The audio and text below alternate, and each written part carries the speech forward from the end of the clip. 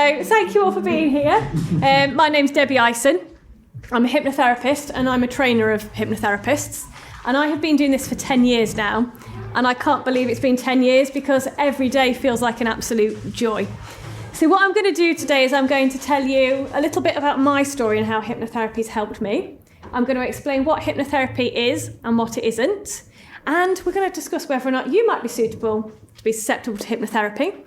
Like I say, I also train hypnotherapists, so I'm happy to answer any questions. So years ago, I didn't have a clue, to be honest, what hypnotherapy was or wasn't. It's something I'd heard of. I'd heard of hypnosis, I should say. I'd seen those things on the television when I was a child where Paul McKenna was getting people to be hypnotised like chickens, and that was my perception of it. Until I had my children. And one day I was at a mother and toddler group, and a lady was talking about her birthing experience.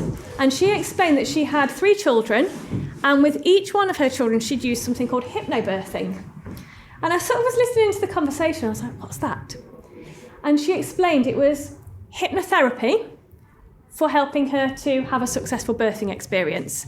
And she described this story, how it was late one night, it was torrential rain, and her husband was driving her to the midwifery-led unit in Grantham, and he got lost.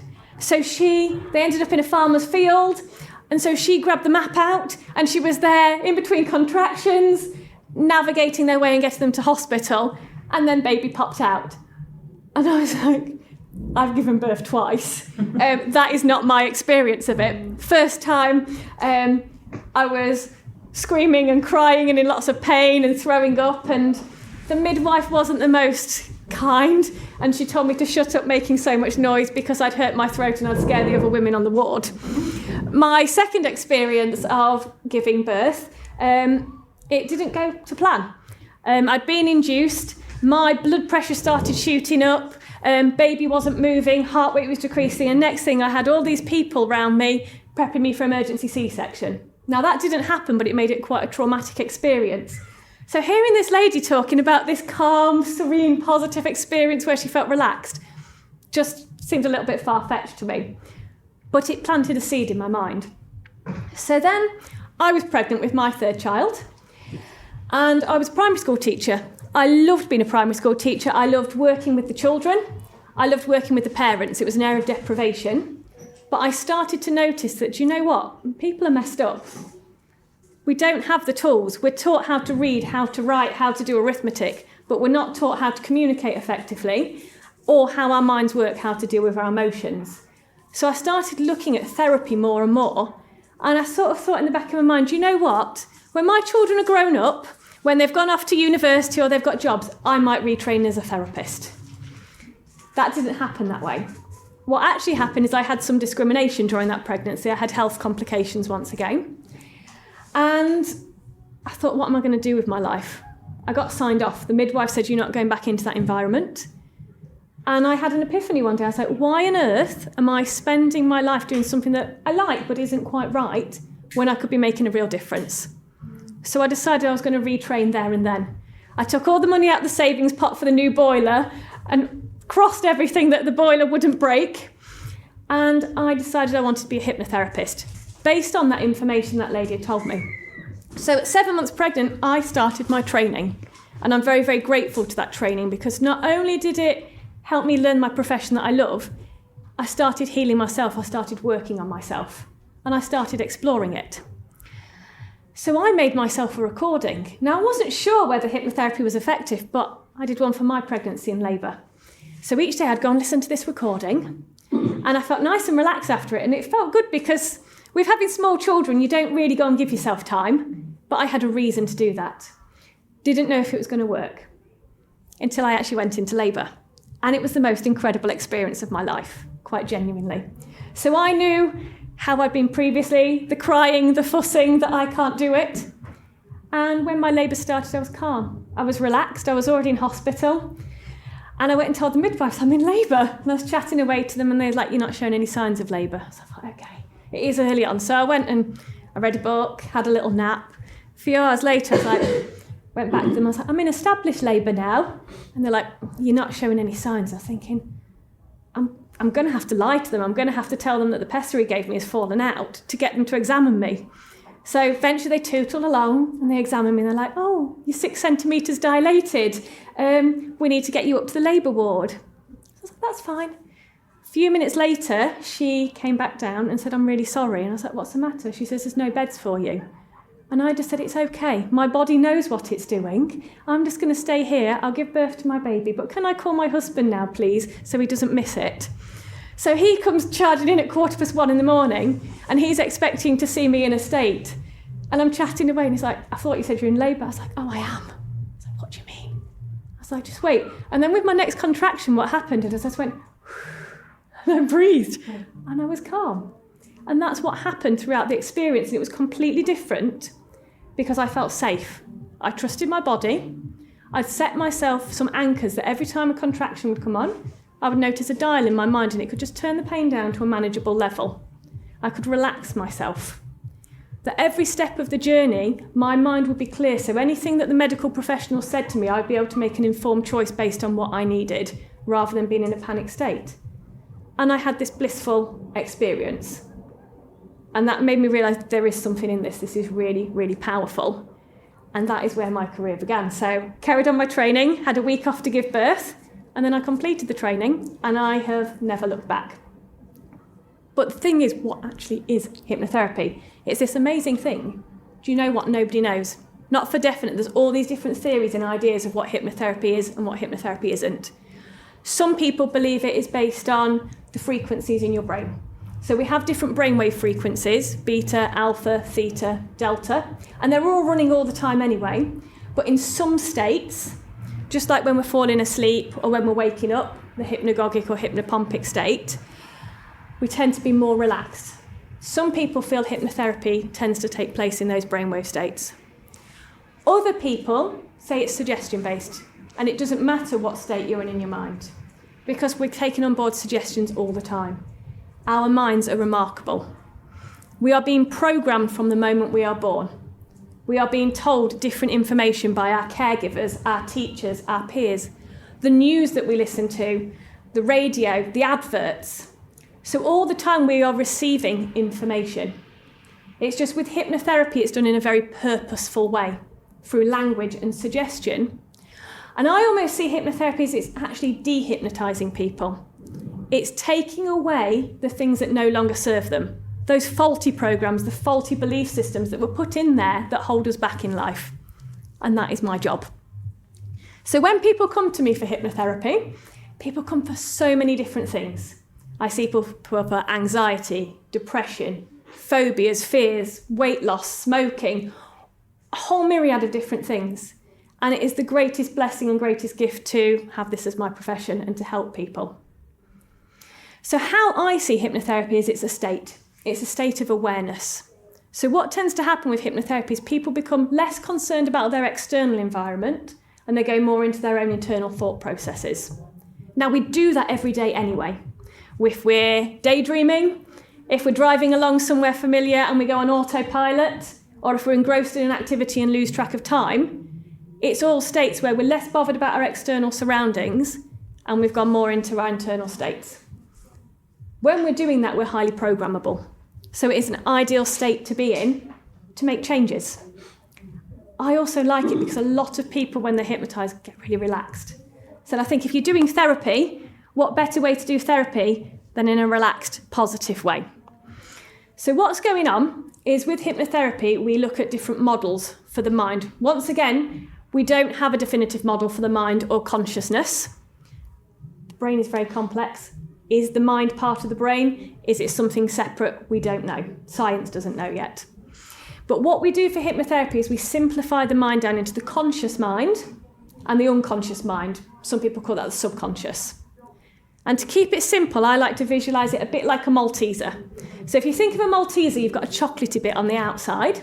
That would represent the conscious part of your mind. Those parts that make your logical choices and decisions. The part on the inside underneath is huge in comparison. It's like a massive storage unit for your habits, your feelings, your behaviours, your experiences. And quite often, no matter how much we consciously tell ourselves we want to do something or feel something, that unconscious part overrides it because it's been programmed to do so. So what's going on at a more neurological level, our brain-based level, is we have neurons, which are brain cells, and they create neural pathways, which are lots of electrical circuits in your brain. And you will have a different electrical circuit for everything you think, everything you feel, everything you do. And what happens in our life is every second of every day, we receive loads of bits of information. We see things, we hear things, we feel things. And our brains need to decide, what am I going to do with that information? So it pattern matches. It finds one of those neural pathways that's most relevant, lights it up like a string of Christmas tree lights, and within about half a second, that thought will travel about 50 metres in our brain. Phenomenal. So before we've had time to consciously process something, we're already reacting. So it's my job to work with those processes. Now, those neural pathways often get put in place in childhood, from things we've experienced, but sometimes in adulthood. They change throughout our lives. So what we need to do is we need to find out what's the faulty wiring and update it. Now, the problem is every time we experience something similar, it will get stored on that neural pathway. And then the more that's on there, the thicker and stronger it becomes, and the more we keep hopping back to it. So my job as a hypnotherapist is to find out those key things that are keeping that pattern in place and do something to neutralise it. So there are loads of different hypnotherapy techniques, and I'll talk about that shortly. But basically, it's either to take away the emotional charge, so there's no negative feelings attached, or it's to change the way that the mind is understanding and processing that information. It's reframing it. And once that's happened, basically it breaks the circuit. And we all know that if I chop through this wire, this appliance wouldn't work anymore. It's the same with the brain. If that circuit doesn't make sense, it's not going to go to it. But our brains are remarkably clever. They rewire themselves. It's called neuroplasticity. So those new pathways start to get laid down. So not only is my role to take away the unhelpful things, but then it's to help lay those new pathways of what do you want instead? How do you want to feel instead? How do you want to think instead? So it's this remarkable process of transformation. So what happens when somebody comes to see me for a hypnotherapy session is we have a chat. We find out, what does that person want? What do they need? What don't they want anymore? Because often people come because they know what they don't want. They don't want to be fearful, they don't want to be anxious, they don't want to be stuck. But actually uncovering, well, what do you want instead can be quite a daunting process because we work on lots of different levels. A lot of these things we've been carrying around impact all aspects of our lives. Sometimes we need to change our environment. Sometimes we need new skills, new capabilities. Sometimes we need to change our habits and behaviours. But other times we need to change our belief systems or even our identity of who we are. So hypnotherapy works on all of those levels to get people where they need to be. And it's a very personal journey.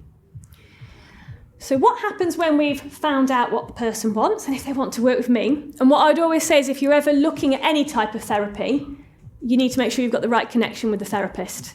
So I will always get people to come and have a chat with me first because not everybody's going to like me and that's okay. Not everybody's going to feel it's the right type of therapy and that's okay. And it's your personal journey, so you need to find somebody that you're comfortable with and somebody that you've got belief in that they can help make the change for you. So once that's happened, we get to work. Now, different hypnotherapists work in different ways. People tend to come and see me for an hour session. That's a good amount of time to cover lots of ground, but not too long for people to start feeling fatigued. And then they decide whether they need anything further at the end of the session. And there's lots of different things we can do. So hypnotherapy is taking somebody into a state of hypnosis.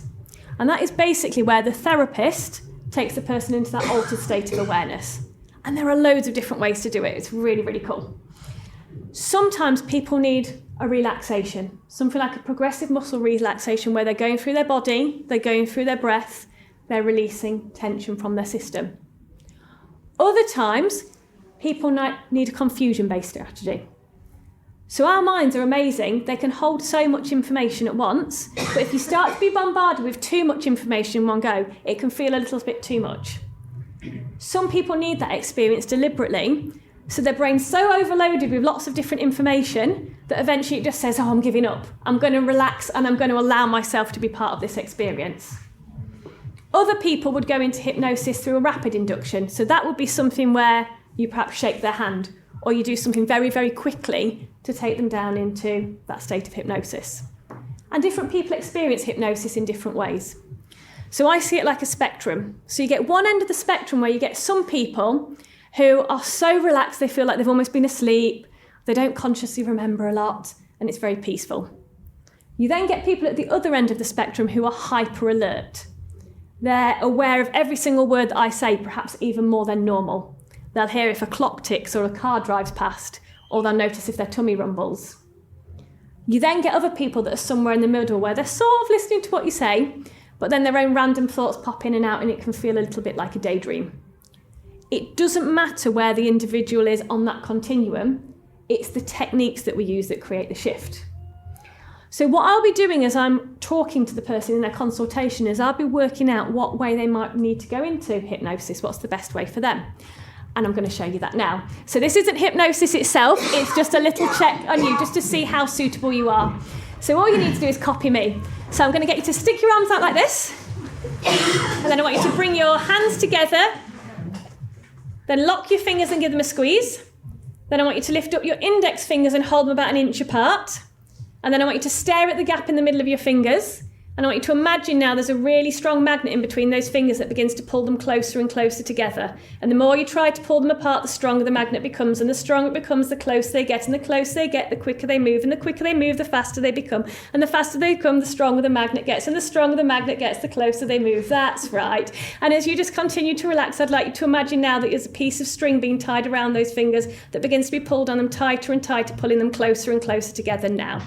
Lovely. Just relax your arms, give them a shake off. So as I was looking around, different things were happening for different people. For some of you, your fingers will have gone together almost instantly. They're the sort of people that will usually be very good for something very rapid, or basically you can do anything with that person. You've then got other people whose fingers might twitch a little bit. Once again, shows me that there's a lot of flexibility. We can take them in however they need to be. You'll then get these other people that hold it like this, and they'll resist. Those people that resist still can go into hypnosis perfectly fine, but it tends to show me that perhaps in order to get them into hypnosis, I might need to use their resistance and amplify that resistance to then allow them to relax. Everyone can go into hypnosis. It's a natural state that we all go into every single day. It's just working out the best way for you. So I like doing that exercise because some people get that aha moment and they're like, wow, my fingers are moving, all by themselves. They're not, it's your mind. Your mind is absolutely incredible. Your mind is responsible for everything that you do. And when we learn how to utilise the power of our minds, we can make remarkable changes in all aspects of our lives. It's just we're not taught how to do that. And that's what I see as hypnotherapy is doing. It's teaching your mind a more effective way to do things. And that's going to be individual to everybody. So different hypnotherapists work in different ways. You will get different hypnotherapists according to your needs. So some hypnotherapists work very much suggestion-based. So you will go in, you'll get nice and relaxed, and the therapist will talk to you. And it's predominantly listening. Other hypnotherapists work in different ways, and I tend to be one of those hypnotherapists where I tend to work more techniques-based. So what I do is when I take the person into hypnosis, sometimes it's listening to my voice, and I'm using specific language patterns and specific suggestions that are said in a certain way. So it might be that I'm pacing my language at a certain speed. It might be that occasionally I change the inflection on the odd word that I say so the unconscious mind takes it on board. I might be talking to the person in terms of the way they represent information in their minds, because we all represent information in different ways. So some of us, when we're thinking of something, see images. Some of us hear sounds. Some of us access feelings. Some of us have a mix of some or all of them, and it's very situational and memory dependent. I will be noticing that as I'm working with the person and altering my language so that it can their mind can take it on board for the best way for them. Other times, however, I will be more conversational. The mind is really, really weird. Everybody's minds are weird. They're a bit random. So sometimes I will ask, what's going on right now in your mind? Now, some people might have a conscious awareness of that. Other times, things come up that are surprising or that the person didn't expect. But what I'm looking for is how is the person doing that thought and what can we do to change it?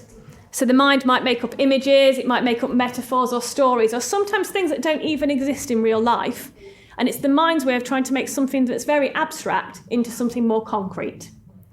So once we know how the mind is creating a thought, we can then do something to change it. And as I say, there's lots of different strategies. So I'm going to just have a brief chat about what some of those are.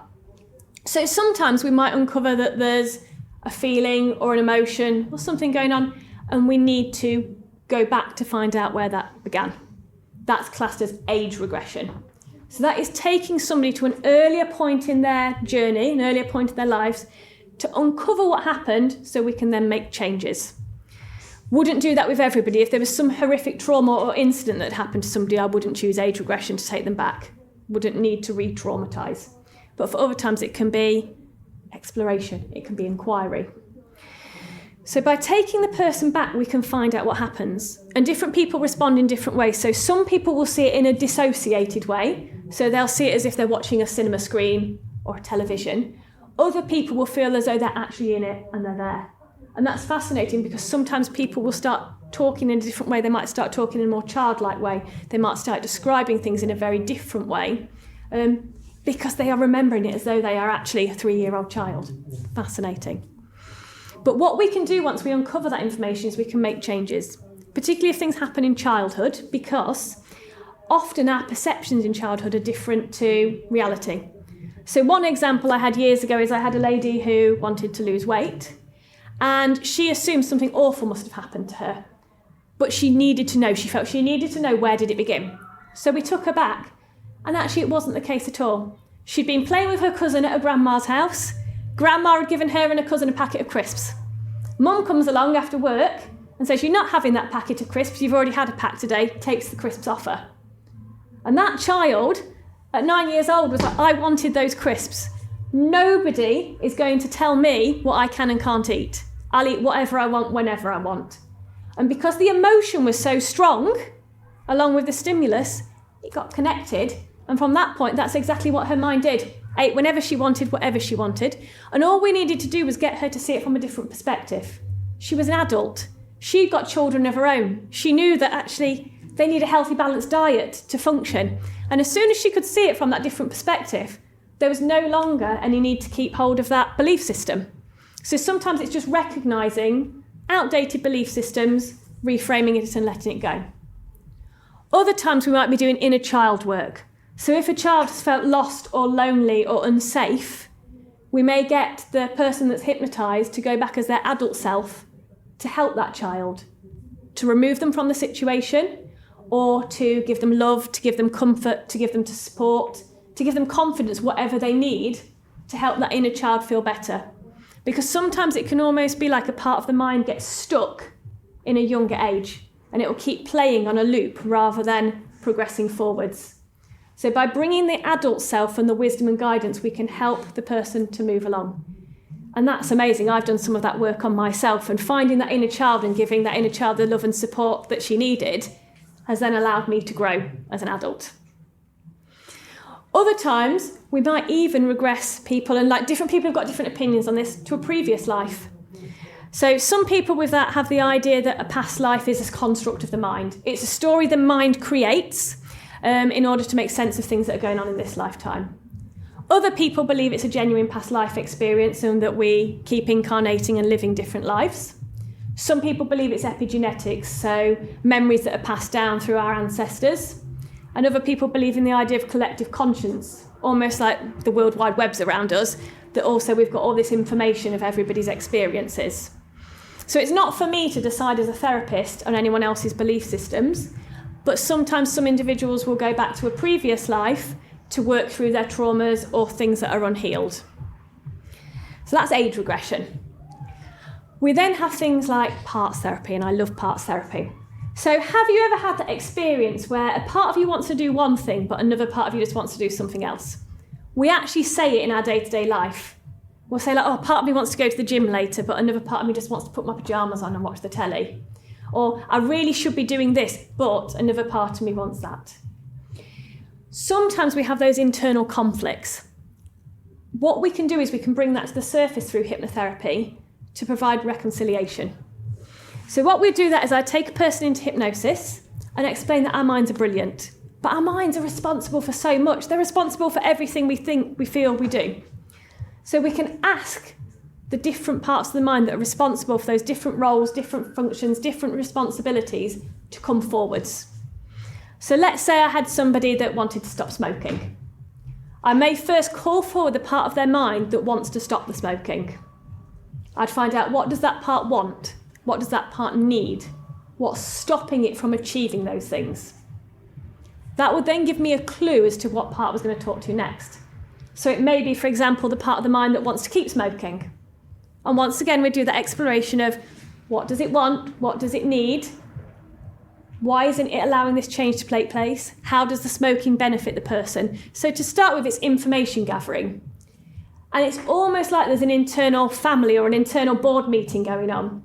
And some of you might have had that in your professional roles where you work with other people and you want to implement a change in your work, but you know it's not going to happen unless everybody's on board. It's the same with the mind. If there's some parts of the mind fighting against the other parts of the mind, it's hard to make the changes. So what then happens is there starts to be a negotiation taking place. So once we've called for the relevant parts of the mind, we get them communicating with each other. It's getting those different parts of the mind to find a different way to achieve what they want to achieve. So let's say a part is responsible for a really destructive behaviour, but the purpose of that behaviour is protection. It's helping to educate that part of the mind that, do you know what, that destructive behaviour isn't protecting this person anymore because it's stopping them having functioning relationships. It's stopping them being healthy. What could we do that's an even better way that you can provide that protection? How can you help this person in a more effective way? So once again, it's getting the mind to see things from a different perspective. That often we've learnt something, but we don't need to keep going with that learning in the same way. We can do something new. And we've all done new things throughout our lives. When we were babies, we would probably crawl around or wait for somebody to pick us up until one day we decided to take those first tentative steps and perhaps we wobbled over, but we persisted and did something new. And then we don't go back to crawling. It's getting the mind to recognise the same thing. A lot of these patterns that we've put in were useful at the time, but we've carried on evolving and growing as human beings. We've carried on evolving and learning throughout our lives, through our life experience. So now we can update those patterns, but it's really hard to do on yourself. And this is where somebody like me, I'm just a facilitator. I'm there to help the mind see it from a different perspective. And it's great because once you get those different parts all understanding each other and supporting each other, you then bring them back together as one mind that is allowing for those changes to take place. Other times we might be doing something different with hypnotherapy. We might be using something like aversion. So aversion is basically something that we normally like, getting us to really dislike it. Now that can be really, really useful if there's something we keep doing that's unhelpful. So a lady I had early on in my career, she had lots of food intolerances. And one of those was every time she ate bread, it gave her a really bad tummy ache, and yet she loved bread. And what we decided was the most effective method for her is she wanted an aversion there. She wanted something in her mind that made her think every time she was going to eat that bread, it stopped her. And that's what we did. And sometimes I might use something a bit grotty, like poo, or a horrible food the person really dislikes. She wanted to have bread associated to snakes. I was like, okay, that's a bit of a different, but she was terrified of snakes and she felt that would benefit her. So programmed her mind basically that every time she took the bread towards her mouth, it would instantly feel like she was holding a snake and the snake was going up to her. She didn't eat any bread after that, which I can understand. I don't think I would want to put a snake near my mouth. If you're doing that, though, you really have to get the person very associated to it. I'm quite good at that because I'm quite squeamish and quite easily retch and things like that. So it's great working with that for me because I make it very realistic and very detailed how horrible it is. Other times, however, we wouldn't want to do that. Other times we want to break an anchor. So like as I say, what happens is when we have a strong emotion, it normally connects to things that are going on around us. So let's say you're walking along and all of a sudden when you're a child, a bee flies into your mum's top. And all of a sudden you start panicking and screaming, ah! And she starts panicking. You see your mum terrified. Next thing, your mind associates fear, bee, puts them together. It was never your issue to begin with. So other times what we're doing is we're working with the mind to separate the strong emotion from the unhelpful things. And once again, there's lots of different ways to do that. Sometimes it will be getting the mind to do something almost like a rewind technique, so we can get the mind to see things and replay things in a different way. So we might get the person to notice the unhelpful event and how strong the emotion is with it. So we will often use different scales. It's like a scale out of 10, 10 being the strongest. How strong is that feeling? Get them to experience it, but then get them to leap into the future where it's not a problem anymore. That experience is out of the way. They're nice and calm and relaxed. What number has that fear, anxiety, stress gone down to? Notice that within your body. How does it feel in your breath? What's going on? Really amplify those positive emotions. And now we're going to rewind back to the start, taking the positive feelings with us. So over time, it starts to upgrade. It starts to get rid of the not very nice emotions with something more beneficial. To be honest, I love hypnotherapy because I think there's no end to what you can do with it. The mind is so creative. Sometimes we might be using a person's metaphors. We often talk in metaphors.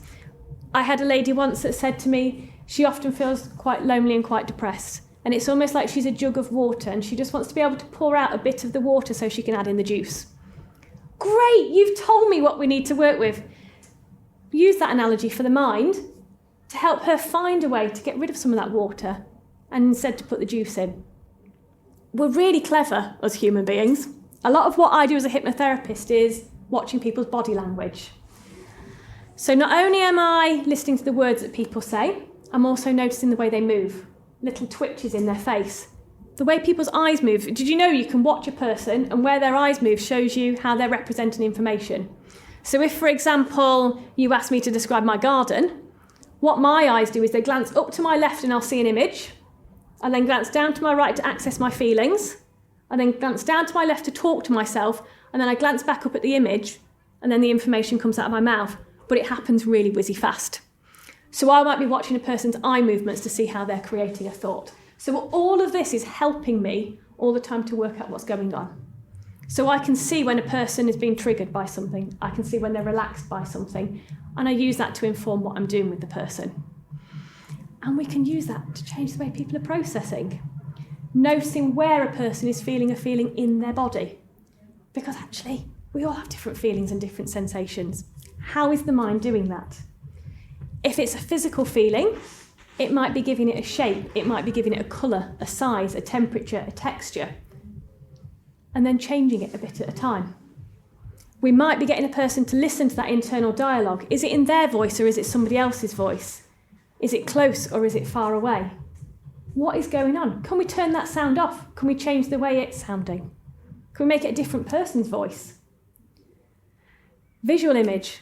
Is it in colour? Is it in black and white? Is it moving or is it still?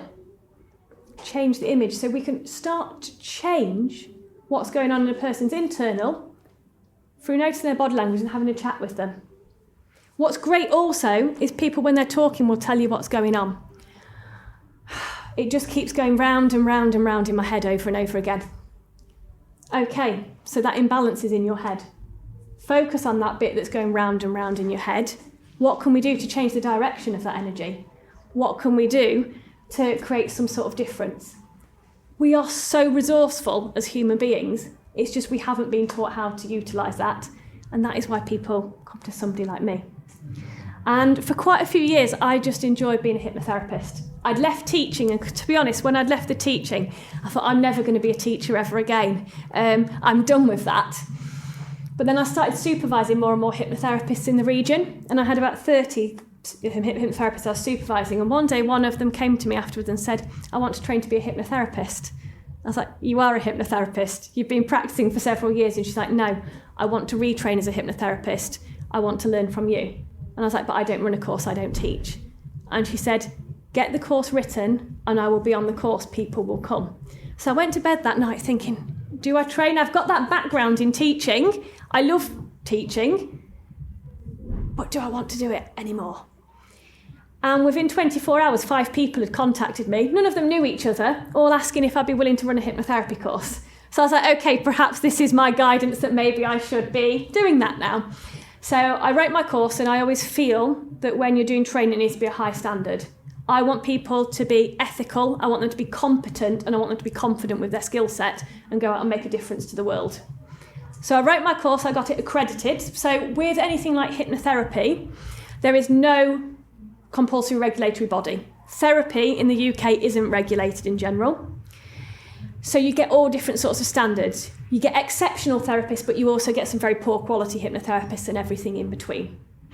But there are different voluntary regulatory bodies that have set themselves up to say, this is a framework that all competent hypnotherapists should be following. This is the minimum standard that they should be working to, and this is the minimum standard of training. So when I got mine written, I chose to get mine accredited to make sure it was meeting those standards. And the teacher part in me still gets people to come and do lesson observations on me occasionally to make sure I'm doing the best that I can. But I wanted to put everything I've learned, because I'm qualified in 13 different therapies, I wanted to incorporate all sorts of different things. So anybody that came to work with me has a big toolbox so they can go out and help lots of other people. And I'm so privileged. So each year I work with normally 10 to 12 trainee hypnotherapists. They start working with me September, October time and qualify in the July. They come for 1 weekend a month and then they go away and practice in between. And it feels like such an honour to be part of that because, well, I can only help one person at a time, but if there's all those other people trained to a high standard, they can all be helping people.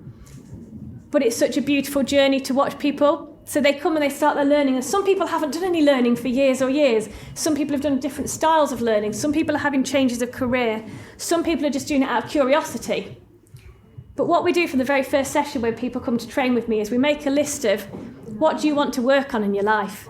By the end of this course, what do you want to have overcome? How do you want to feel? How do you want to be? Because you're going to be working on each other a lot. Because I feel if you're doing any training like this, you need to know how to work with people's minds. You need to have somebody there that if it doesn't go to plan, what do we do instead? Because actually you could really mess somebody up if you're not doing this in a competent way. So from day one, when people come and train with me, we do practical work. And so everybody is working on each other throughout the course. So I get to observe and be part of people's transformation. So everybody that comes and trains with me, they work on themselves, they work on each other. And it's beautiful to see people blossom and grow and become confident and make the life changes. But as well as that, have those skills and techniques to help other people.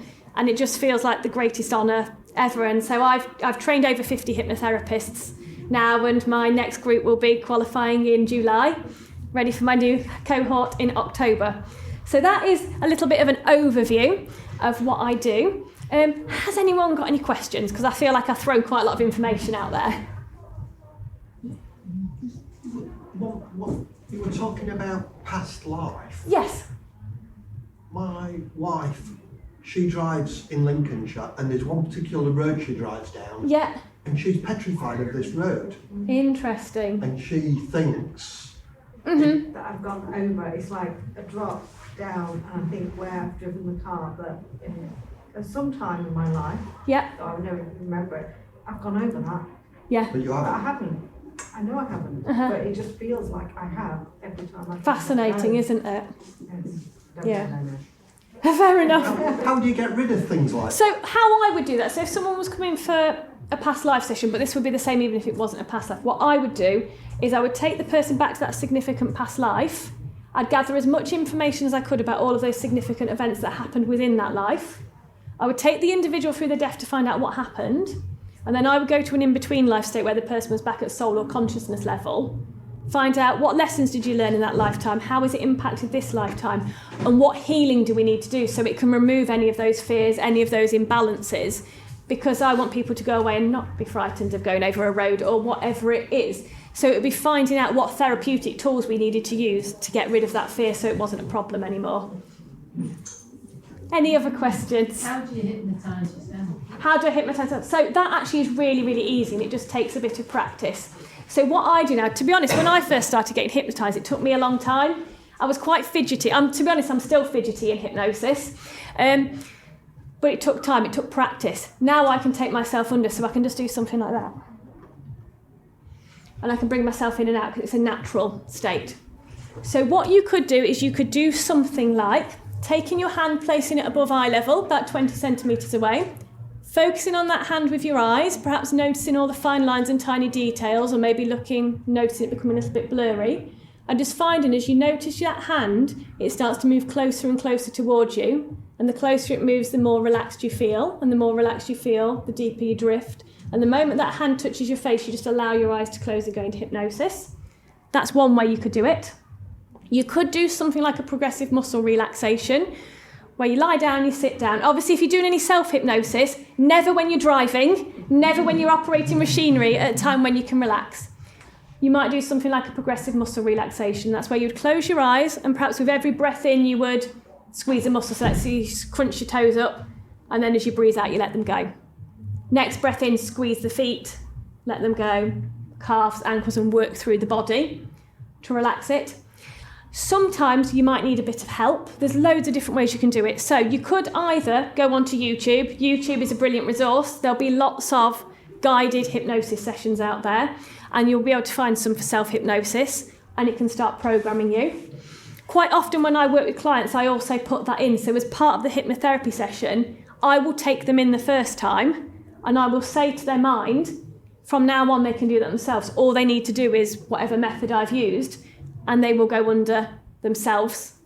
They'll be nice and relaxed, stay under for as long as you need, and then you can bring yourself out when you're ready by counting 1 to 5. Now, self-hypnosis is amazing. Lots of different reasons you could use this. You could use it to calm yourself down, to help regulate your nervous system. You might want to use it just to fall asleep at night. Sometimes you might just want it for 5 minutes chilling out. You've had a busy day, you've got to do the school run in 10 minutes, but you just need a little break. Just doing it for yourself. Other times you might use it in a more purposeful way, because the mind is absolutely amazing, but the mind doesn't necessarily know the difference between what's real and what's imagined. So when we have a thought, whether we're dealing with an actual experience that's happening or it's just an actual thought, it releases hormones and chemicals. So when we've got nice positive thoughts, we get lovely endorphins going around our body. If we're stressed, depressed, anxious, overwhelmed, fearful, we get different hormones, things like cortisol and adrenaline, which then put everything on high alert. So by giving yourself that nice relaxation, it calms everything down, but also it's re-educating your mind. So you can imagine, you can create what you want instead. Because often as individuals we catastrophise, we often worry, we think about the things that might go wrong, the problems that happened in the past, the things that could happen in the future. And because our mind doesn't know the difference between what's real and imagined, it will release those hormones and chemicals. But not only that, our mind is our best friend. It will try and give us what it thinks we want, even if that is something not very helpful. So what we sometimes need to do is re-educate our minds, and that is by changing the way we think. Thinking about something going well, thinking about something being really positive. But the more we can associate into that, the stronger it becomes and the more it becomes our reality. And by associating, I mean really visualise it. See yourself achieving that goal. Notice the feelings inside you, how amazing you're going to feel when you've done that. Listen to how happy you sound, how relaxed your breathing is. Bring in all of your senses, because it helps the mind to think, that's what I'm working towards. And it will find a way to do that, because what we focus our attention on becomes our reality. Is that okay? Yeah. Any other questions? Debbie, do you teach NLP? I don't at the moment. I'm a qualified NLP trainer. Yes. Time constraints mean that I haven't ran that course for a while, because I'm doing the past life course, the hypnotherapy course, and also Reiki. And I'm doing a PhD, and I've got children, and I run a full-time therapy business. So I'm juggling quite a lot, but I will again at some point in the future. But yeah. Any other questions? Well, thank you ever so much for coming to chat with me. If you want to chat anymore, please feel free to have a chat to me now. I don't know how long we've got. I didn't bring a watch. Or come and find me at the store. So I'm on the right-hand side near Crystal Carol. And also I've got business cards over there if anyone wants to take any. So thank you ever so much for your time. Thank you.